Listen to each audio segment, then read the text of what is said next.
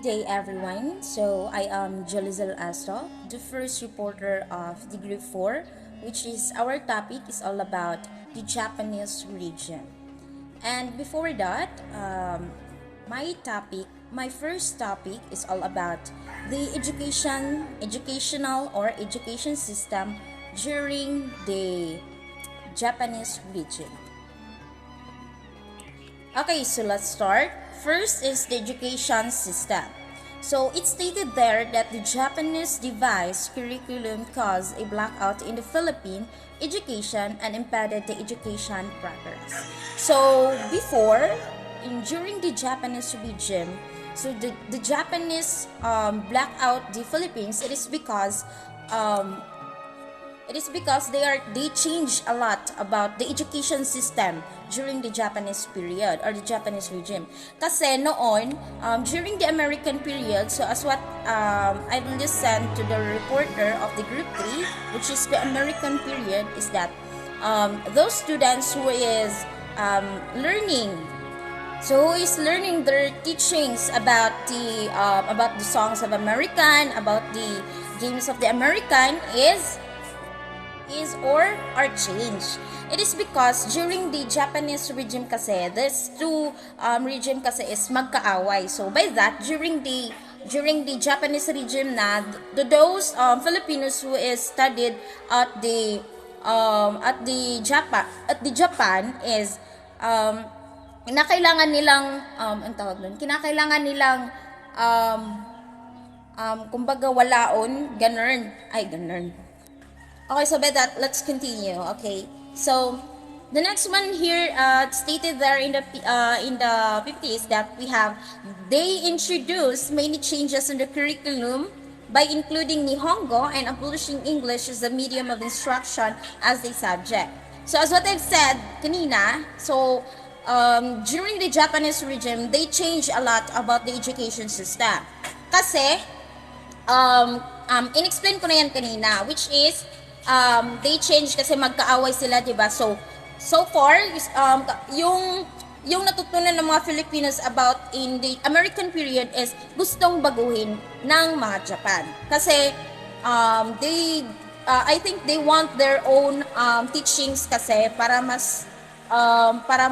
sa kanila is mas maganda kung mas may matutunan ang mga Filipino with their region during the Japanese region. So, I'm so sorry for the saba music kasi umuulan habang nag-video. So, let's continue. So, it stated there also that it includes the Nihongo. So, what do you mean by Nihongo? So, the Nihongo is that in Japan, so this is their Japanese language in Japan. So, if in Japan, ang tawag sa kanilang language doon is Nihongo, then sa Philippines is what is it? So the language of the Japan of the Philippines rather is the Tagalog. So if those Filipinos who is studying at Japan, so they need also to learn the language of the Japanese, which is the Nihongo language. So that is what we call Nihongo. And let's continue. All textbooks were censored and devised. Okay, that's it. So let's proceed to the next slides. So it stated there the curriculum. So school calendar became longer. No summer vacation for students. So if we're going to imagine that during the Japanese regime is they have no summer vacation unless if we're going to compare now in our generation, diba? Kasi if we're going to compare now, moingon lang ang mga teachers nga kanang walay kanang no summer class to those private schools, diba? To those private schools, especially in the public schools, kumuana sila nga no summer vacation. So, usaon na lang, diba, magyaw-yaw dyan ang mga students. Just like tong niagi nga, katong naay vacations ang mga public school, which is the high school, the elementary, and the also the senior high school, but the colleges are not, diba? But then, dagan kay yaw-yaw sa toong generations, now in our generations. And unlike to the Japanese regime, kasi their curriculum is no vacation summer. So, di ba? Ano kay sila sa ano nun? So, ano lang kaya karon sus magyaw-yaw dyan ang mga estudyante. So, the next one is we have the class size increase to 60. Okay, po siya isa.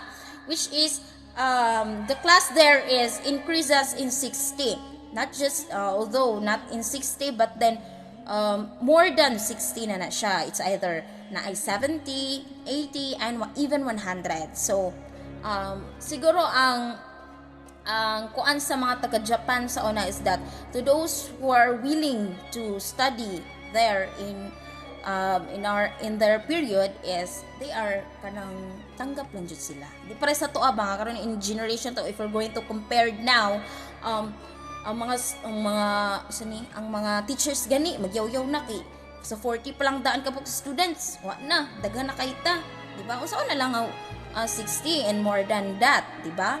So kuya ko jud kay sila mga curriculum sa una. Next one is we have the deleted anti-Asian opinion banned the singing of American songs, deleted American symbols, poems, and pictures. So this, as what I said kanina, they changed a lot during the Japanese regime. Kasi during the American period, the Filipino are teaching by the American, which is tinuturuan silang paano yung on how to do poems, and how to do symbols, and also in how to kanang sa sa paglalaro din. So it's their own way naman para magturo sa mga Filipino. But then during the Japanese, yun nga idinilited, iniwala or hindi na ina-apply ganon kasi 'di ba magkaaway yung dalawa, kaya ayun, even the song of the Americans and the pictures, so deleted ganon, idinilit nila. Okay, so next one we have the so the 6 basic principles of Japanese education.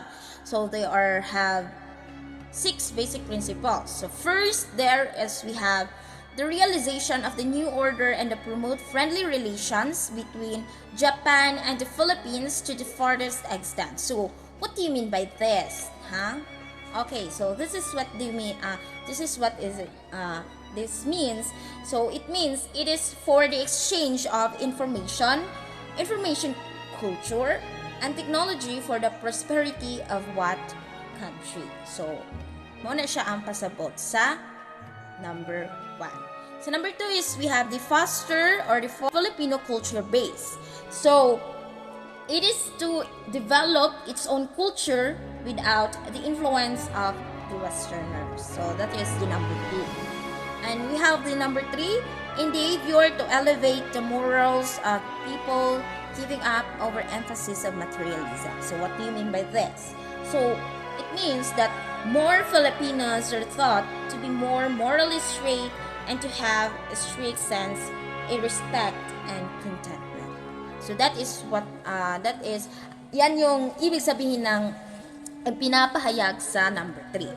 And sa number 4, we have the diffusion of the Japanese language in the Philippines. So it means that these are where New Hong Kong were widely used to be the medium of instructions among the students. So yan yung number 4. And we have the number 5. So the number 5 is we have the promotion of vocational course. So this means, so the number 5, this is where it enhances the capabilities of Filipino citizens to acquire new sets of knowledge and skills, and it includes the carpentry, fisheries, agriculture, and etc. And the last one, we have the number 6, we have to inspire people with the spirit to love neighbor. Okay, so this means that Japanese culture taught us to be more loving and compassionate to our neighbors. So yan yung ibig sabihin na number 6. So these are the 6 basic principles of Japanese education. Okay, so let's move on and let's continue. Okay, so the next slides is we have the educational aims. So these are the 3 educational aims of the Japanese education. First, we have to eradicate all the idea of reliance on Western nation. Then the next one, we have the love of labor. And the last one, we have the military training. Okay, so next slides, we have the education types. So the education types, we have the Nihongo language, vocational training, and the health education, agriculture. So these are the 3 education types. So if you're conscious about the words that written there above, so yan yung Nihongo language ng Japanese. Yan yung kumbaga, yan yung written ng mga taga-Japan. Okay, so remember that. So the next one, we have the methods of education. So the methods of education, we have the stress, dignity of manual labor, and also the emphasis vocational education. So from what I've learned about the effects of champions occupations in our education is the values that they want to teach us. So it is concerned about enhancing our own culture and traditions. For it is a sign of the country's identity. So Japanese taught us to be more respectful and loving to our neighbors. I am Therese Melendres. My topic is all about livelihood system during Japanese regime. So Japan occupied the Philippines for over 3 years until a guerrilla campaign by Philippine resistance forces controlled 60% of the island. So mostly ang ilang na-controlled is jungle and mountain areas lang. Then when we say guerrilla, it means small group na mga civilian na mo-attack sa isang hukbong panglupa. So that is guerrilla. So MacArthur supplied them by submarine and sent reinforcement and officers. Filipinos remained loyal to the US due to American guarantee of independence, and the Japanese forced them into work details and brothels. So sa una, ang Japanese ginapatrabaho nilang maayo ang mga Filipino, and then as well as ang kanang mga young women ginahimo nila og kanang prostitute. So when we say brothels, it means bahay aliwan. So Japanese rules for Filipino 1941 to 1945. The first rule is salute to the Japanese soldiers when you meet them, regardless of place, time, or situation, since Japanese wants to be respected by Filipinos. So number 2, the Japanese flag should be displayed at every house door because it is a mark of honor and respect to the Japanese. Number 3, everybody must put the sunrise armband on the left arm. Usually, Japanese call this as red armband. Ginasuot nila as a method of identification sa team or group or organization. Number 4, everybody should have the certificate of residence. Number 5, whenever you see Japanese soldiers, you must welcome them and not escape from them. Kaya ganun, pag mo escape ka sila you will be considered as the enemy. Number 6, unless you do not tell false prices, you will be paid reasonable. So being honest should be the top of everything. Number 7, you are absolutely prohibited to walk until the sunrise, until the sunset, until the sunrise without carrying lamps. The worker who has not lights will be shot by the Japanese patrolling soldier without any warrants. So this means nga strictly ginabawal yun sa Japanese ang paglakaw-lakaw sa mga Filipinos during sunset until sunrise. However, if kanang kinahanglan mo gawas sa kanang mga Filipino sa una, kinahanglan nila mag-carry og lamps. And then, para po to avoid being mistakenly point as an escaper or worst, as kalaban against the Japanese. Number 8. Don't be fooled and bewildered by false propaganda by communist, bandits, and Chinese. So meaning, Filipinos should not be fooled or magpailad sa mga tulisan, komunista o sa mga Chinese people. So number 9, the incendiarism, accidental fire and robbery will be punished. So when we say incendiarism, accidental fire, in robbery, mao ni siya ang gituyo nga pagsunog or kanang gituyo nga pagpangawat, practice or kanang illegal nga pagsunog for some reasons. So number 10, the holding of arms is allowed by the army, but the arms holder must report to the mayor and get permission from. So, sa una, pwede sila ang mag-holding of arms, but kinahanglan nila o kanang permission sa mayor, or kinahanglan lang iingon sa mayor. Then, number 11, the jobless people, ang mga jobless ng Pilipino, can find one's job in Japanese army and will be kanang nasa ng mga scenarios nga mahimo siyang slavery or kanang women harassment. So, yung anak siya, no? Sa una, magkibali, mahimog po ng slavery ang trabaho na to sa mga Japanese. Then, number 12, be obedient to the orders of governor and mayor who are authorized for you to have a peaceful manner of living. So, that is my report. Good day, everyone. So, I am Clarence Espinosa, and this is the continuation of our report, which is the Japanese occupation in the Philippines. And we will discuss the Philippine government during the time. Ano ba yung nangyari ng gobyerno natin noon? And some other informations that we need to know to develop our nationalism. The Japanese occupation in the Philippines during the World War II, that is around 1941 to 1945. Pero actually nasakop ng mga Hapon ang Pilipinas dati is around 1942. And Japanese influenced the government of the Philippines by enforcing strict law and adding their currency in our country. Nagamit natin yung mga pera ng mga Hapon dati. And they also established their own military base in our country. During the occupation of the Japanese in the Philippines, they ran the Philippines with an iron hand. They also declared martial law. They imposed curfew. They ordered that anyone who opposes them, or even those who are just accused against the Japanese, were punished and killed. So, ganun ka-brutal yung mga Hapon dati, and dun din naganap yung Bataan Death March.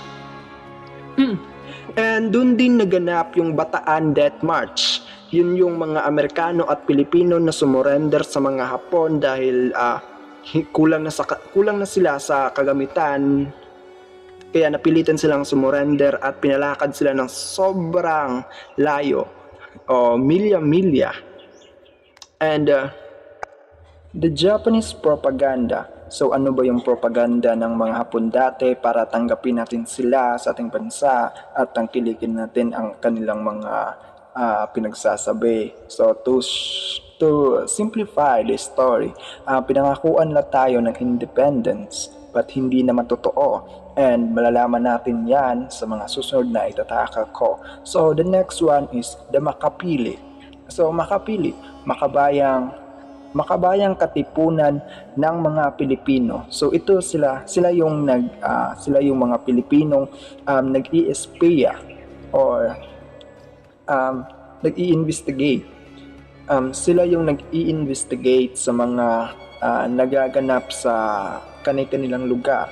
So may mga anong tawag dito? May mga sign na membro ang isang Pilipino sa Makapili. dahil nagsusuot sila ng barong, and then they gain confidence to walk around because hindi makikita ng mga tao ang kanilang mukha. And then parang mask yan. So next one is, and itong Second Republic of the Philippines or the Second Philippine Republic ay isang puppet government. That is why I said to you na kanina na hindi natin nakamit ang tunay na independence, or hindi totoo yung mga propaganda ng mga Hapon dati, because we are only a puppet by those official of the Japan. And bawat desisyon na ginagawa ng mga official natin noon, especially yung mga nasa government, ay galing din sa mga Hapon, or inuutos na mga Hapon sa mga official kung anong gagawin. That is why I said to you kanina na about independence na hindi natin nakamit ang tunay na independence. And the Second Republic also, pinamumunuan ito ni Jose P. Laurel, and nagwakas ang Second Republic noong August 17, 1945. After this chaotic event, nakamit ng mga Pilipino ang kalayaan during July 4, 1946. Tunay na kalayaan. And that's it for my report, and I will pass my invisible mic to the next reporter for the continuation of our report about the government of the Philippines during the World War II, or the Japanese regime or occupation. So, peace out. The Japanese used propaganda to gain the trust and confidence of Filipinos, such as hanging posters and distributing materials with slogans such as "The Philippines belong to the Filipinos." Promoting Japanese propaganda was one of the main objectives of the 𝚈𝚘𝚃𝚃, but it failed to gain the Filipinos' trust. Manila was declared as open city.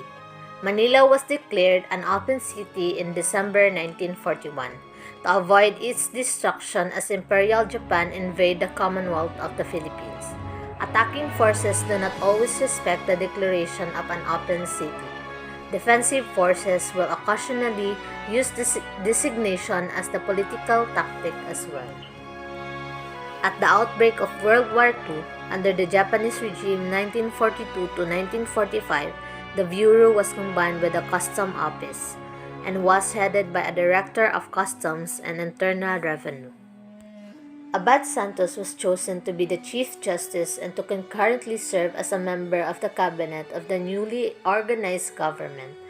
He was sworn in by the President Quezon on December 24, 1941. In some cases, the declaration of a city to be open is made by a side on the verge of defeat and surrender. In other cases, those making such a declaration are willing and able to fight on, but prefer that a specific city be spared. Often resistant movements will be active in open cities, straining the temperate conduct of the occupying forces. 2 days after Abad Santos took his oath, as the Japanese troops were closing in on Manila, General Douglas MacArthur saw it fit to declare Manila an open city in order to prevent the destruction of the capital by the Japanese forces. 𝚈𝚘𝚃𝚃 soon claimed a membership that ran into the hundreds of thousands. The island were declared officially independent as the Second Philippine Republic on October 14, 1943, under the presidency of Jose P. Laurel and his 𝚈𝚃𝚃 government. This had been accomplished through the Preparatory Committee for the Philippine Independence, which 𝚈𝚃𝚃 had established in mid-1943 under Japanese direction. For the Japanese, 𝚈𝚃𝚃 served as a labor recruitment service in its initial stage before taking on an expanded role in mid-1943. It was left to 𝚈𝚃𝚃 to write the new constitution and establish the new National Assembly, resulting in Aquino's appointment as Speaker. All 54 members of the Assembly were 𝚈𝚃𝚃 members, although 33 of them had held elected office before the invasion as well. The execution of Jose Abad Santos. Chief Justice Jose Abad Santos is remembered to have served the Philippines with utmost honor and patriotism during its most trying time. He was executed by the Japanese during the World War II for refusing to collaborate. Formed by the Philippine Executive Commission or Komisyong Tagapagpaganap ng Pilipinas under the leadership of George Vargas. The party was created by the Proclamation No. 109 of the Philippine Executive Commission, a piece of legislation passed on December 8, 1942, banning all existing political parties and creating the new governing alliance. The Japanese had already dissolved all political parties on the island, even including the pro-Japanese Ganap Party, and established Kalibapi as a mass movement designed to support the occupation while taking advantage of Filipino nationalism in the region. Kalibapi disappeared after the Japanese surrender with some of its leaders, arrested for collaboration and treasons. No former Kalibapi candidates ran for the office in the 1946 general election, and some of those not arrested went into hiding in Philippines, exiled in Japan, or were executed by vengeful Filipinos or the communist-aligned Balahap members.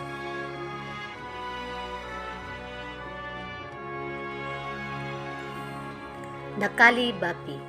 The Kalibapi or the Kapisanan ng Paglilingkod sa Bagong Pilipinas was a fascist Filipino political party that served as the sole party of state during the Japanese occupation. It was intended to be a Filipino version of Japan's governing Imperial Rule Assistance Association. When war broke out in December of 1941, Abad Santos was serving as an Associate Justice of the Supreme Court in the Commonwealth of the Philippines. That the same month, the Japanese started to land in the Philippines, and there was a need to reorganize the system of the Commonwealth government. That would be all. Thank you.